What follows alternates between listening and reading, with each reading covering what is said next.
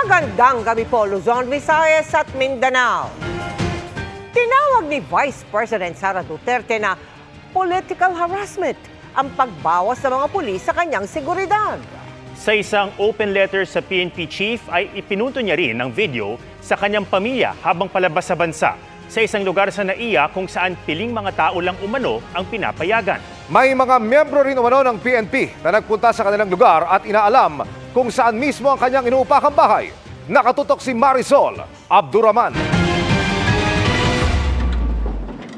Political harassment. Yan ang tawag ni Vice President Sara Duterte sa kanyang nararanasan ngayon na nagsimulaan niya sa pagbawi ng PNP sa kanyang police security detail. Sa isang open letter kay PNP Chief Romel Marbil, sinabi ng BC na hindi na raw niya maatim ang panlilinlang sa taong bayan. Sabi niya, nangyari ang pagbawi matapos niyang magbitiw bilang Education Secretary, matapos niyang ihambing ang State of the Nation address ng Pangulo sa isang catastrophic event at pagkatapos lumabas ng anyay cocaine video.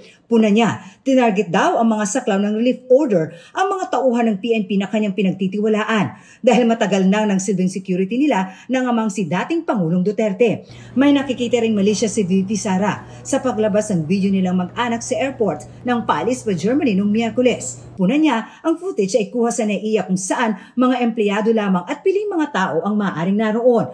Malaking banta daw sa kanilang seguridad ang pagsasapubliko ng video ng kanyang asawa at mga menor de edad na anak. Bukod dito, may mga operatiba daw ng PNP na nagpunta sa kanilang lugar at pilit umanong inaalam kung nasaan mismo ang kanyang inuupahang bahay kasama ang mga anak. At sa sinabi ni Marbil sa isang panayam na wala umanong nakikitang banta laban kay VP Sara, sinabi ng bise na ang banta raw ba ay maaari lamang magmula sa external elements, hindi daw ba bantang maituturing ang harassment kung manggagaling mismo sa mga tauhan ng gobyerno. Hinihingan pa namin ang reaksyon si Marbil. Tumanggi siyang magpa-interview nang dumula ito sa isang pagdinig sa kamera. Hinihingan din namin ng pahayag ang Malacanang.